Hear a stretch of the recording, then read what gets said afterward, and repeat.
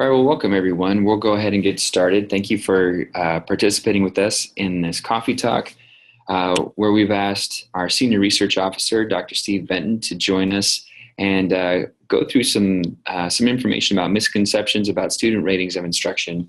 I won't steal any of his thunder by preempting or kind of giving a description of the things he's going to talk about, but I know you're in for a treat.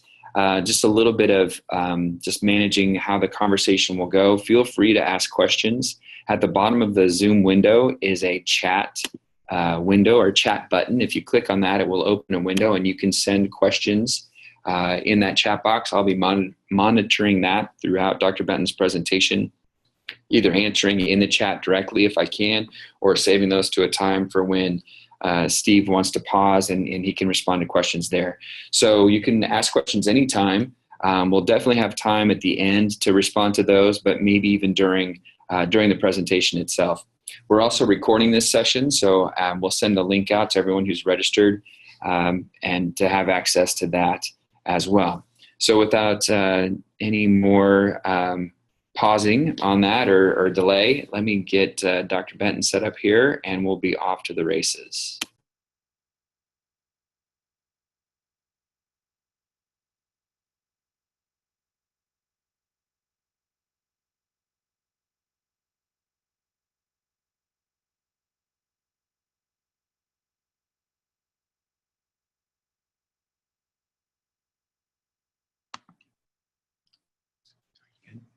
Okay.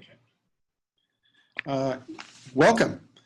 It's my pleasure to be here. I've done at least one, maybe two other coffee chats, and I always enjoy them. And I welcome your questions as we move along, as Jake said. Prior to coming to IDEA, I was a professor of educational psychology for 25 years at Kansas State University and department chair for 10 years. During that time, I used IDEA student ratings of instruction for pretty much every course I taught to get feedback from students about how things were going in the class, whether they were achieving important learning outcomes, and my ratings as a teacher and the ratings of the course. I used that information along with other sources of information to provide me with information about teaching effectiveness. We'll talk about some of those as we move along today.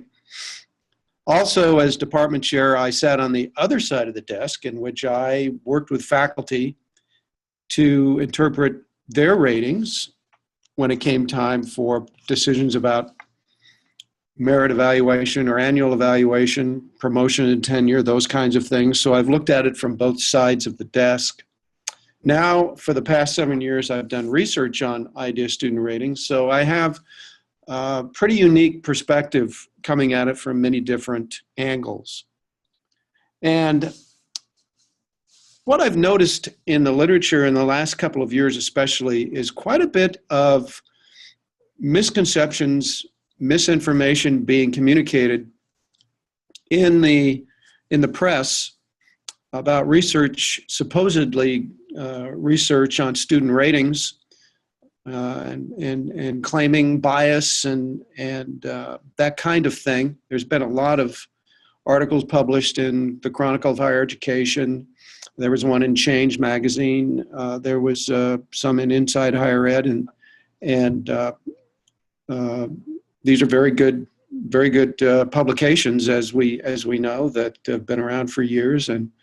But I was a little troubled that maybe in some cases there was just one side of the argument presented, and I wanted to have an opportunity to respond. We've done some of that by responding via our IDEA blog that you can subscribe to if you haven't already.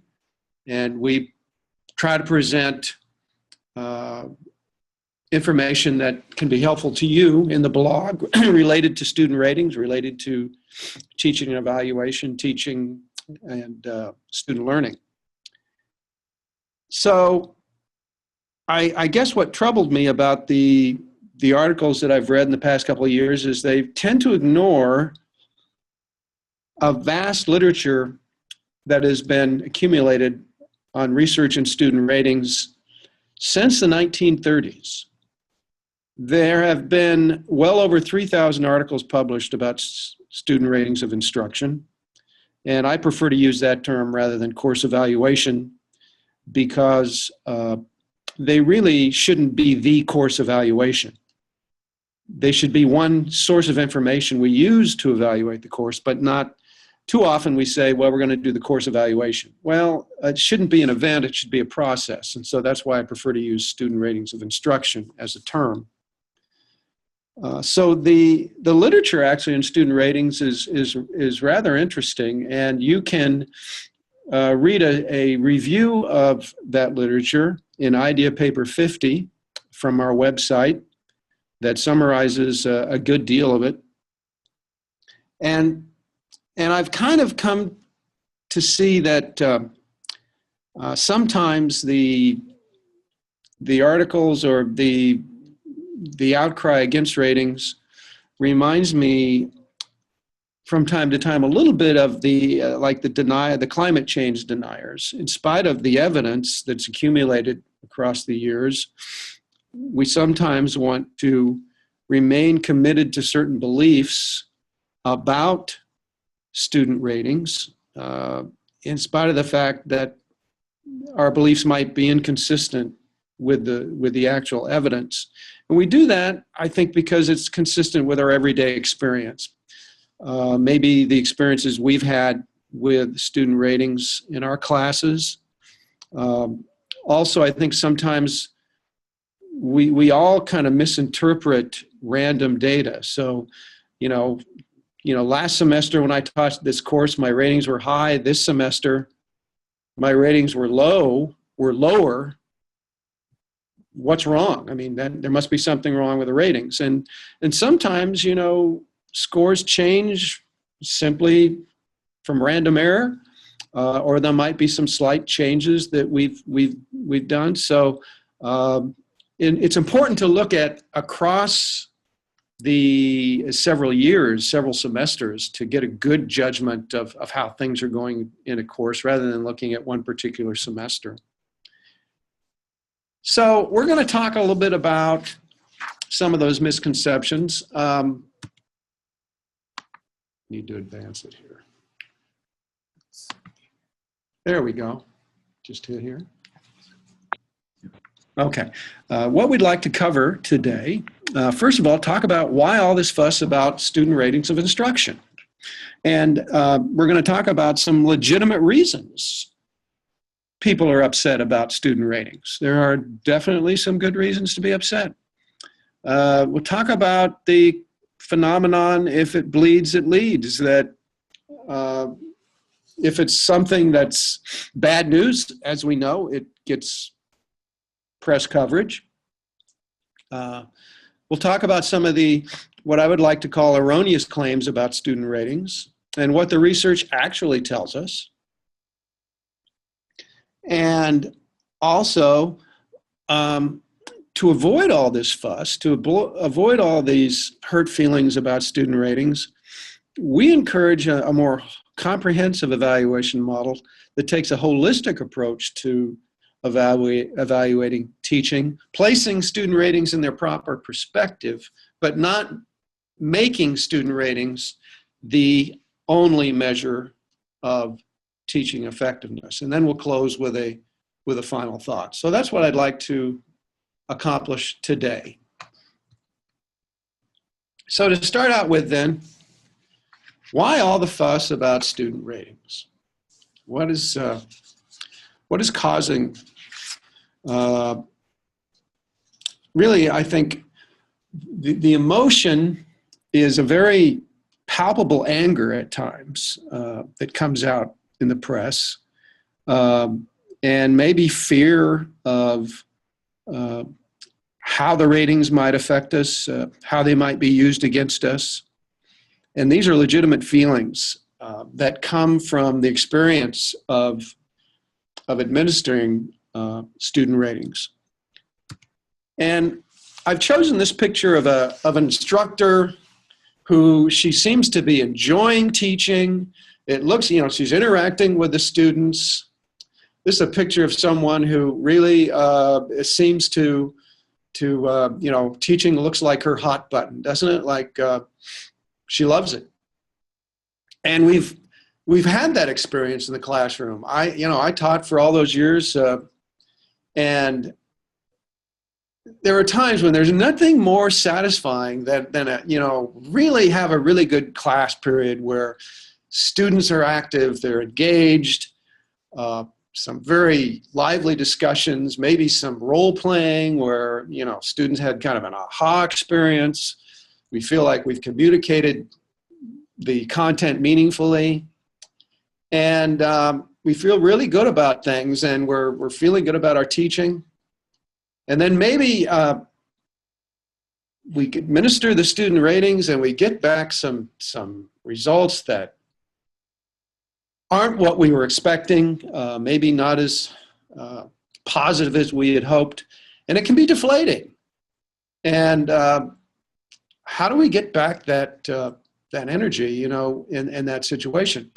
And so, what causes all the fuss about student ratings, first of all, I think, is that they tend to be overemphasized, but also underutilized. They're overemphasized when we allow them to count too much in the evaluation process.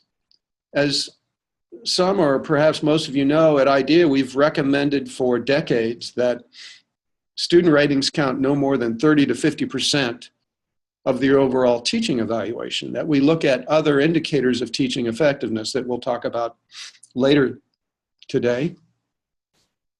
And it happens when we make too much out of too little. So for example, let's say that I get a 4.3 average score on my overall rating of student progress, but my colleague gets a 4.5. And so if my department chair were to conclude that my colleague is a better teacher this semester than I am, based on the difference between 4.5 and 4.3, that's an example of making too much out of too little. Those are very minor differences that fall within a standard error of measurement. And it would be really wrong to conclude that there's really any difference in those scores. We underutilize ratings when we fail to use them to gain information about how we might improve. And one of the, of course, most valuable aspects of IDEA diagnostic form is the feedback we receive from students about teaching methods, how frequently they're occurring, and then the suggestions we make in the report for what you might do as a teacher to make improvements, along with other indicators you might accumulate from students based on, interviews, their comments, also feedback from peers. How can we use all that information to get better? That's really how they ought to be utilized. I think another reason for all the fuss is that as I implied earlier, they create a lot of anxiety. And this can affect our self-efficacy as an instructor, our willingness maybe to try new innovative approaches to teaching. Well, I'd like to try out this innovative method this semester, but I'm afraid how it'll affect my ratings. Maybe it will affect,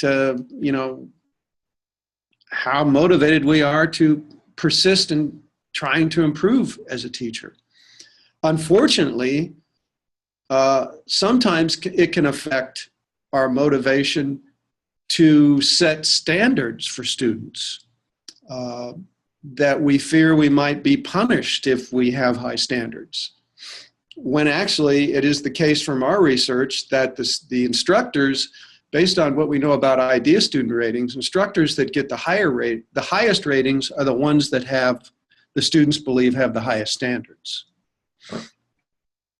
But that message doesn't get out enough, I think, to communicate that. And finally, I think with respect to motivation,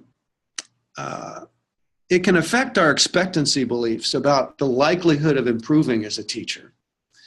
If the ratings are only used for summative purposes, to evaluate whether we're doing a good job, and they're not as high as we would like, it can affect our expectancy for really improving if there's no resources for improvement. So negative feedback without resources for improving can be really unmotivating. And so that can create a bit of a fuss. Finally, I recall when I started out as a professor, one of my colleagues said, the reason there's so much fuss about student ratings is because the pie is so small. The stakes are high because the pie is so small. By that I mean, there's not a lot of money to spread around for salary increases, typically in higher education. There's fewer and fewer tenure track positions. There's fewer and fewer full-time positions. Adjunct positions tend to be semester by semester appointments sometimes. So when you put all that together, the stakes are very high. And so I think the combination of all these things creates quite a fuss about student ratings that are completely understandable where those feelings come from.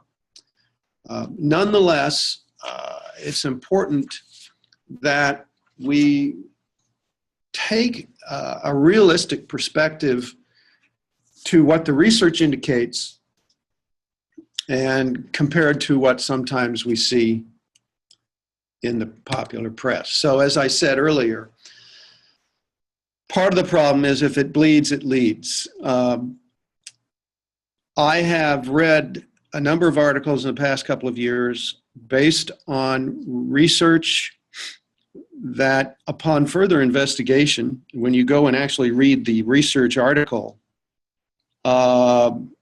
you find there are so many validity threats to the study that it's hard to believe how anyone could have reached a conclusion that they reached. And we've written some about those in our blogs, and you can go to our idea blogs and you can find a number of them. But the truth is, bad news catches our attention. We know that. There is a motivation, I think, in the press to put out bad news, and so it does catch our attention, and it can draw us in emotionally, and feed into our own fears and anxieties, and that's completely understandable. It makes a lot of sense that happens. So let's talk about some of the more common. I'm going to talk about 3 common misconceptions or erroneous claims, and then talk about the research, what the research actually shows. The first one is student ratings fail to measure what they claim to measure. And this usually is stated in things like, and this is a direct quote from a source, professors who receive high ratings are worse teachers than their peers. That claim has been made by some. Also, you might see it as ratings are invalid because good teachers can get bad evaluations. Well, it is true that good teachers can get bad evaluations in any particular course. It's important. We have to remember that student ratings provide feedback about teaching effectiveness in a given course, but not about a teacher's effectiveness in general. They're a point in time, and the important thing is to look across time at multiple courses and to see how does one get the big picture. We say at IDEA that before summative decisions are made about teaching, one should accumulate at least 6 to 8 classes of data. So at least 6 to 8 courses should be rated before any decisions are made about, merit increase or retention if you're an adjunct faculty or something of that sort. that we can all have, a semester where the ratings just aren't what we thought that they were going to be. If it were true that professors who receive high ratings always are worse teachers than their peers, then there's a great deal of the research that's been done in student ratings that must also be false. Actually, it is the case that this can be found in Idea Paper 50. A number of researchers have found that student ratings of instruction are positively correlated with, first of all, student achievement in the course. That students who do well on course exams tend to also provide higher ratings of progress. So the idea student ratings of progress, we have students rate their progress on each objective. When those ratings are high, students also tend to do better in the course. So there's some validity there in the ratings of progress. Student ratings tend to be positively correlated with instructor self-ratings. They're positively correlated with ratings by colleagues of the instructor. They're positively correlated with the administrator ratings of the teacher. And so if the ratings are wrong, then all of those other people doing the evaluations of the instructor must also be wrong. If you were to take it to, a logical conclusion. So it's difficult to say that professors who receive the highest ratings are the worst teachers and are worse teachers than their peers. It can happen from time to time, but it's unlikely that that's the case across time. Another claim that you frequently see is that students are not competent to rate. An example of this is a statement like, it is widely believed that course evaluations are primarily a popularity contest, that all that really matters is, how popular you are with the students.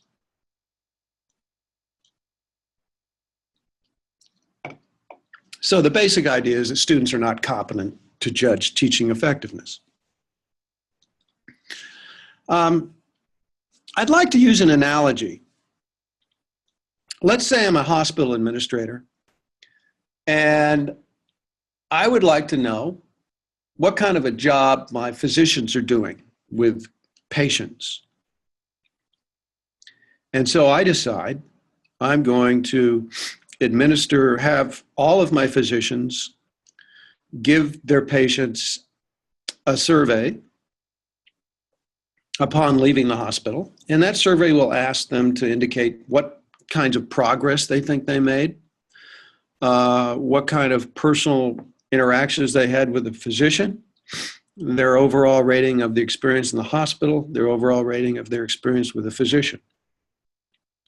And I collect that information on every physician.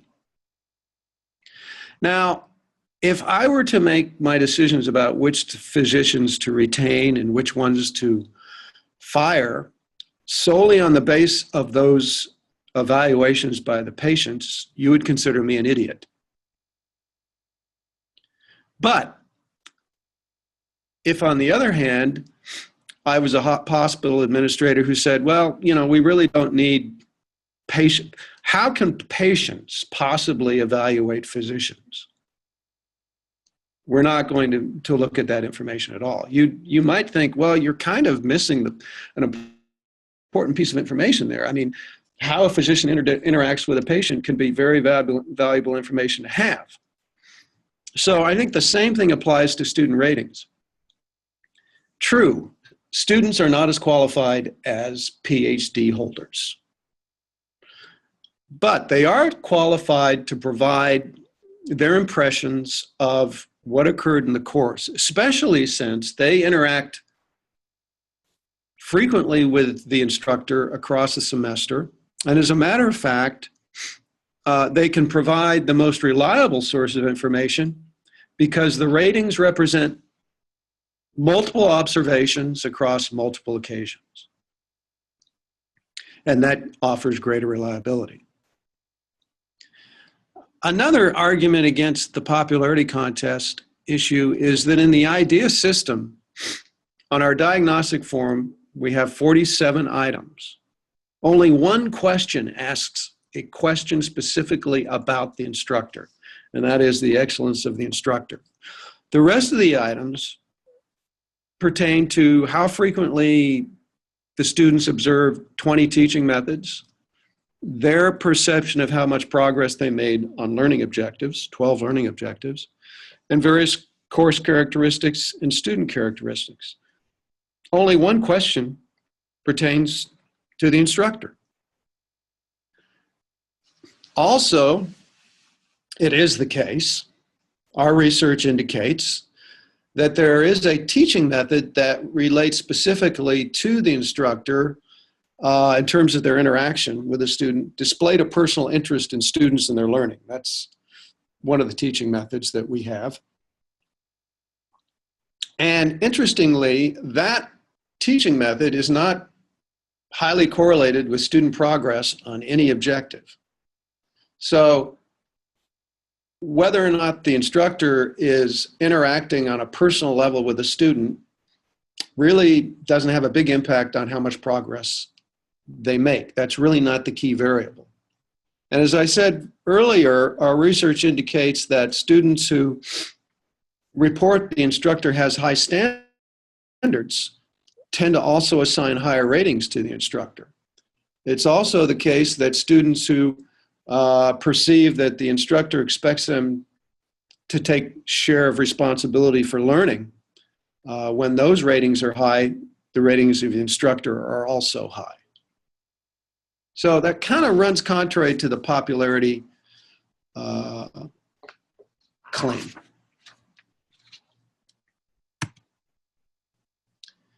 Another claim is that ratings are biased. The argument that ratings are strongly influenced by factors unrelated to learning.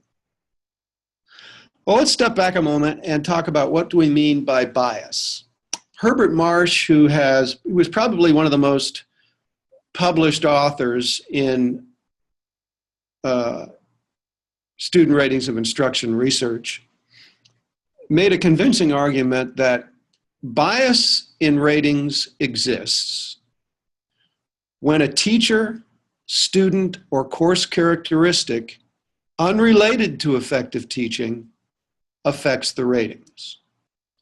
So in other words, if some characteristics of the teacher or the student that really shouldn't be related to how much learning has occurred affects the ratings, then that's probably bias. Now, the arguments have been made that student ratings suffer from gender bias, that gender of the teacher can have an impact, gender of the student. And you'll see this in maybe a single study somebody will have found. But the most comprehensive study to date was done by Centra and Gobbets of 50,000 classes, looking at student gender and the instructor's gender. And what they found was only a very weak relationship between gender and ratings. And what that revealed was a slight interaction effect, that female students tend to give higher ratings to female instructors. Upon further investigation, though, they found that the female instructors, compared to their male counterparts, tended to use more student-centered teaching methods. And so it was believed by Centra and Gobbets that the preference for the female instructors was because their teaching methods were a little bit more geared toward the student-centered teaching. The times that we see differences in ratings by gender typically are in laboratory studies where students rate a fictitious teacher who varies in gender.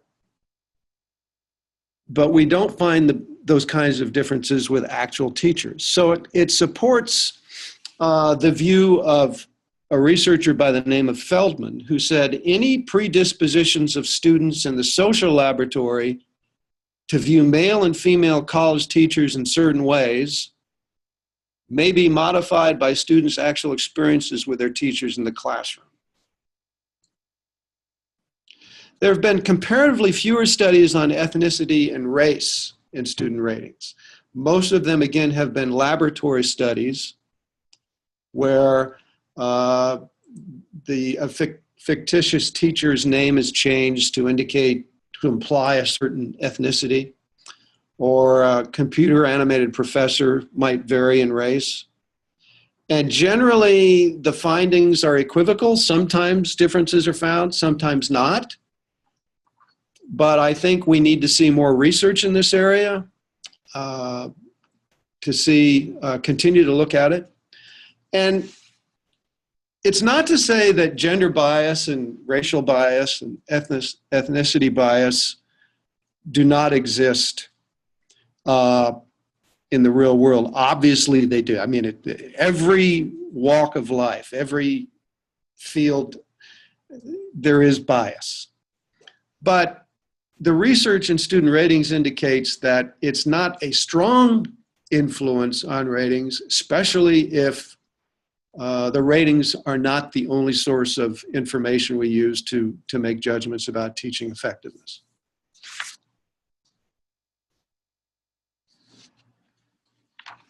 Okay, so those are the most common types of misconceptions that we see, or claims that we come across in the literature. So what do we do about it? How do we respond to it? These claims are going to continue to be made in spite of what the broad research literature tells us. What we would encourage is that to avoid these kinds of issues is that we take a comprehensive model evaluation, a holistic approach to evaluation, in which we use multiple information sources for judging teaching effectiveness.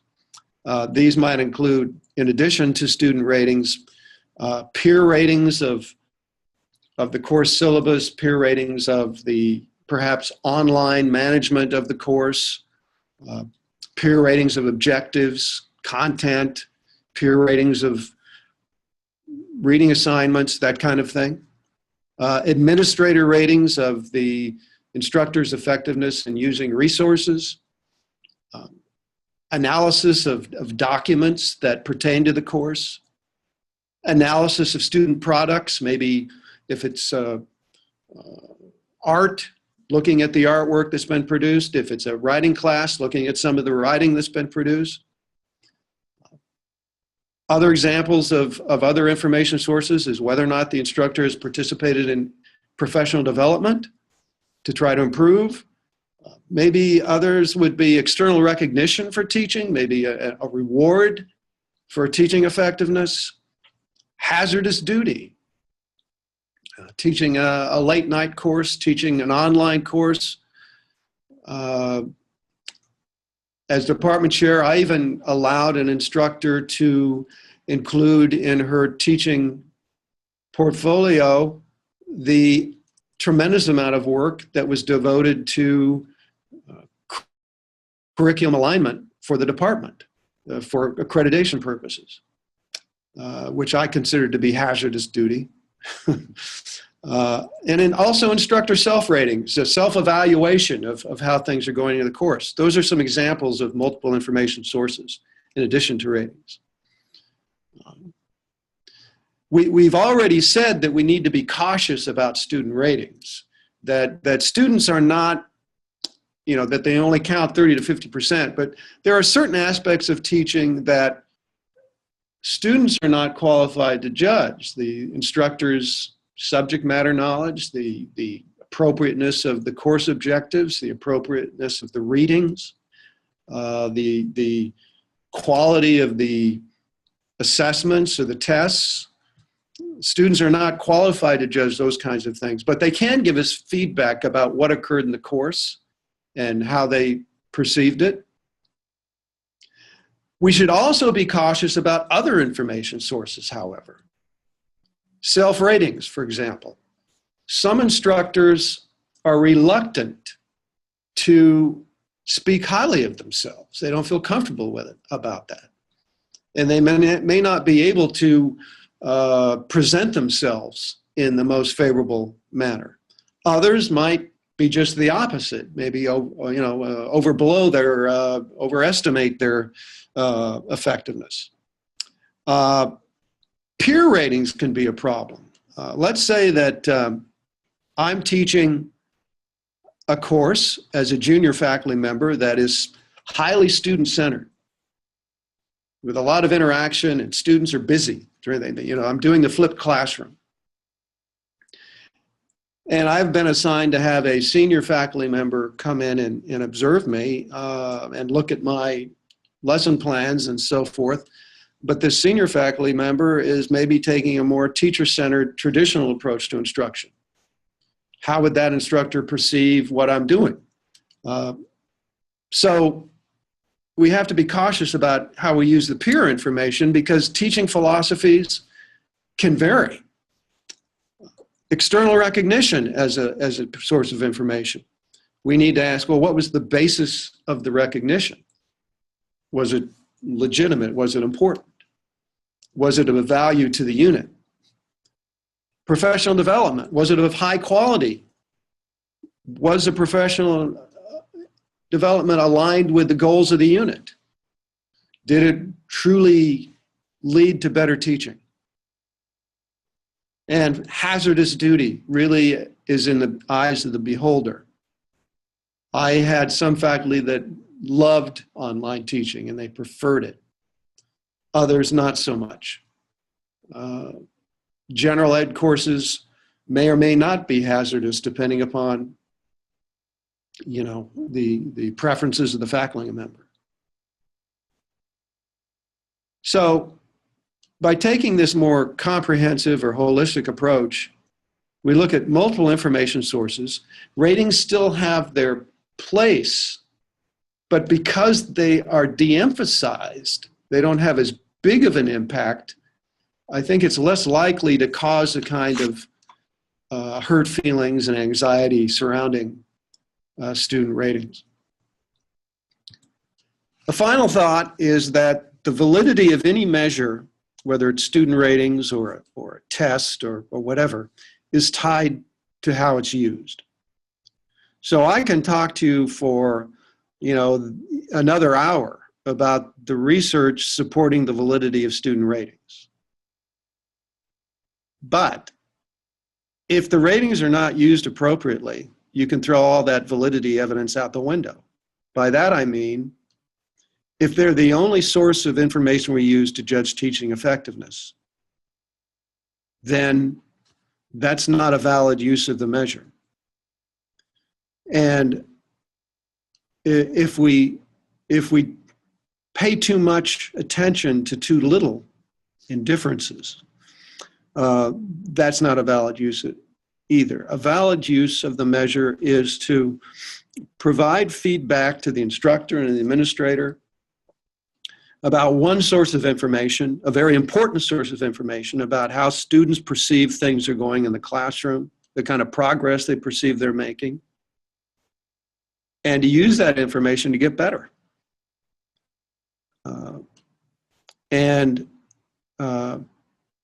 That's the best use, we believe, at IDEA in terms of using the student ratings. So that concludes my comments. And Jake, do we have any questions over there? One second here. I haven't seen any questions come in the chat, but we still have a couple moments here that if you would like to type a question in the chat. If you are becoming familiar with Zoom, at the bottom of your screen there's a button that says chat. It'll open up a new window and allow you to type in questions, and we can go from there. So one question just came in, Steve, and it is, how do you see the function and value of qualitative evaluations? The question is, how do I see the function and value of qualitative evaluations? So by that, I assume written comments, students' written comments? Yes, on the SRI. Yeah. I find that the written comments can be very helpful for developmental purposes. I know that as an instructor, I would read the comments for that reason. Now, you got to be careful, because in reading student comments, they can go from one extreme to the next. And sometimes they can be very blunt and hurtful. And I always tried to take an attitude about the student written comments that if I was going to believe that I was the greatest teacher ever in a written comment, that I'm going to have to believe that I was the worst, because they can be that extreme from one semester to the next. But I think their best purpose is for developmental purposes. And as a matter of fact, I would recommend that you give the students some direction on what you're looking for in the written comments. So maybe inserting an additional question for the written comments, maybe about specifically, maybe you tried something innovative during the semester. How did that go? What was your impression? How might it have been improved? So that the written comments, the qualitative information, can be directed to something specific. And you can use that information then about how to get better. I don't see written comments or qualitative information being very useful for summative purposes. I would be very much opposed to an administrator looking at written comments and using that as a basis to retain or reject a part-time instructor, for example, unless I had additional information. So you got to be careful with them, but I think they can be very helpful for developmental formative purposes. Okay, great. Thank you. Any other questions from participants, people who've been listening in and watching the session? We'll spend another moment here. If you want to type into the chat box, you can access that at the bottom of your screen here in the Zoom window. We'll give you a moment here to do that. We're happy to respond. Well, while folks are thinking about that, just want to remind everyone that we have recorded this session. We'll make that link available to everyone who is registered. There are previous Coffee Talk sessions that we have done that have also been recorded, and you can access those on our website. Or if you're if you need help finding things on the website, please email us, reach out to us. We're more than happy to connect you with those resources. As Dr. Benton said in the session, some of the things that he mentioned here today are also included in previous blog posts, article postings. I did include links to idea paper number 50 here in the chat, so you can access that directly here from the chat window. So there are, just a lot of opportunities to participate with us. Be on the lookout for further coffee talks. I'm not seeing any other questions, Dr. Benton, so thank you for your time. Really appreciate you taking the opportunity to share your expertise with us. It looks like we did get one question here right at the buzzer. So it says, do you know which form of the SRI most institutions are using? Are we dealing with the new platform in this webinar or all platforms? Well, I'm also interpreting this question that it could be even people who are not using IDEA. So it could just be global. Is there an SRI? But so I guess answer specifically from the IDEA perspective, I guess would be. Yeah, the person means IDEA. Oh, IDEA. Okay, good. Well, in our new platform through Campus Labs, we have exclusively the diagnostic, I believe, Jake, isn't that the case? Well, they're able to use the diagnostic or the learning outcomes. Or the learning outcomes. Okay, so I think for the most part, right now they're using the diagnostic, most people. Correct. So in the new platform, most of our users are using the diagnostic form.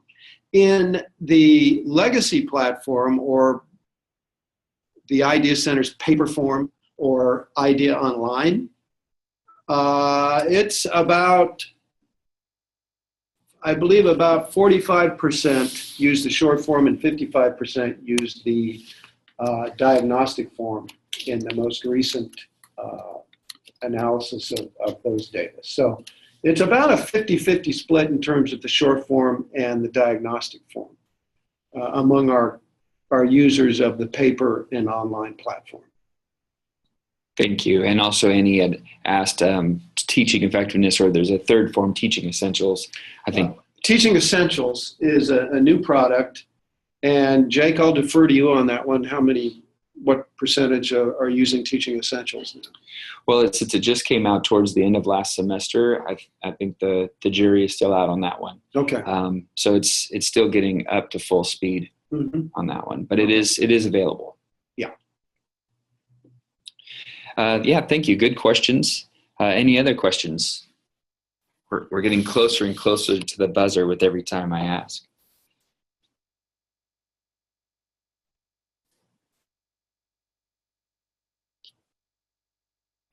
Okay. Well, thank you everyone for taking the time to join with us. Apologize for anyone who got caught up in our mix-up on the time zone earlier today, and I appreciate those who stuck around to catch up with us on that. Thank you everyone also as well for being here. Thank you again, Dr. Benton, for joining us. And thank you. Yeah, we look forward to the next one, the next opportunity. So have a good rest of your Tuesday today. Take care, everyone.